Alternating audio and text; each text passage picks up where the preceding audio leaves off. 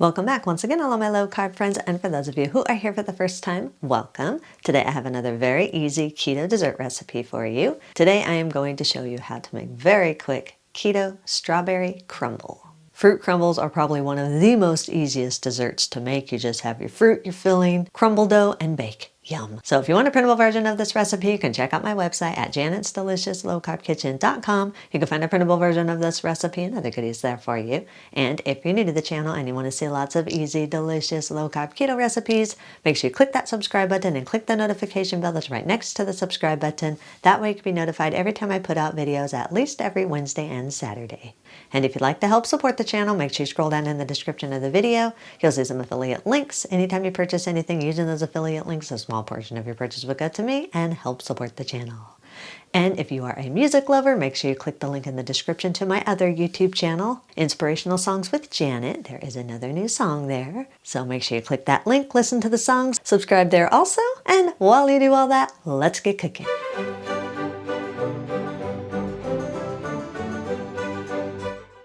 Preheat your oven to 350 degrees.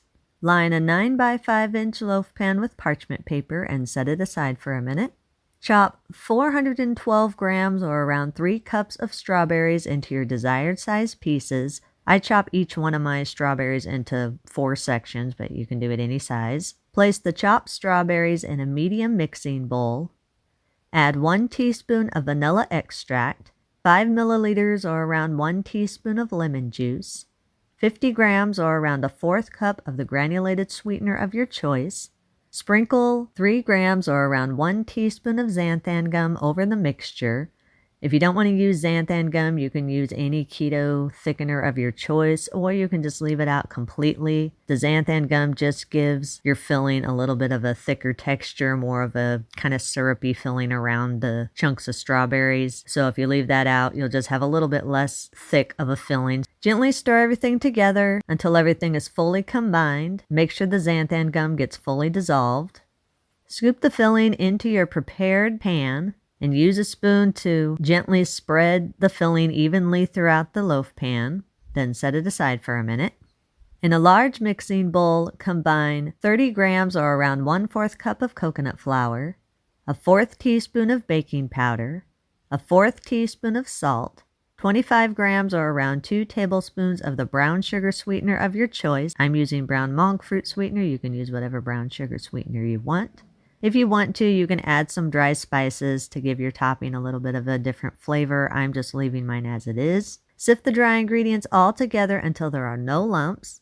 Add 2 large room temperature eggs, a 1/4 teaspoon of vanilla extract, and a 1/4 cup of butter that's been melted and cooled. Stir everything together until it's fully combined and all the dry ingredients are moist. Now, if you want more of a dry crumble top that's a little more like traditional crumb topping, then you can leave out the melted butter. Adding the melted butter just gives your topping more of a, more of a cobbler type topping rather than a dry crumble topping. So, drop the topping by teaspoonfuls over your filling. If you left out the butter and using the more dry topping, then just pick it up in your fingers and crumble the topping over the top. If you need to, use the back of a spoon and kind of press your topping down a little bit so you can keep the top even. You don't want one side of the crumble to be raised up and the other side to be flatter. You want to try to keep it as even as possible so you get a good even cook. Place the crumble in your preheated oven. Bake at 375 degrees for 35 to 40 minutes or until the topping is golden and the strawberries are bubbly. Once the crumble is done baking, remove it from the oven and allow it to cool in the pan for at least 15 minutes so it can firm up.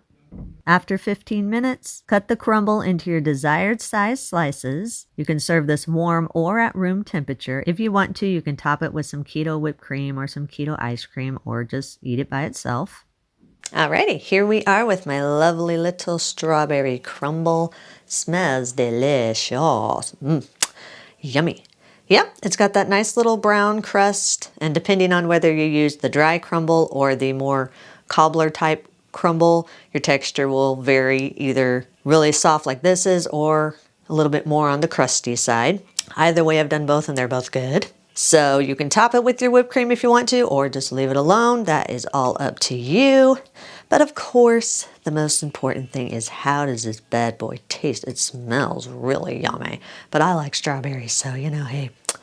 So let's see what this tastes like. Oh yeah, very tasty. Ah, that is so good. That is really, really good. The lemon juice gives a little bit of a tang to the strawberries, which I think is good. It balances out the sweetness really well. But if you don't want that little tang, you can always leave the lemon juice out. That's all up to you. But yeah, other than that, it has a very excellent flavor. I love berries and I love dessert. So it's very good. It's a winner. Thumbs up. There we go. See the thumb? Yes. Very, very, very tasty. You can eat this immediately. If you do have any leftovers, allow it to cool completely and store it in an airtight container in your refrigerator for up to 1 week. Eat and enjoy. And that's our recipe of the day. I hope you enjoyed it. If you did and you want to see more videos like this, make sure you click that thumbs up like button, click that subscribe button, leave me a comment if you want to. Let me know if there's any recipes that you'd like to learn how to make, and I'll do what I can to get those out there for you. And as always, keep cooking.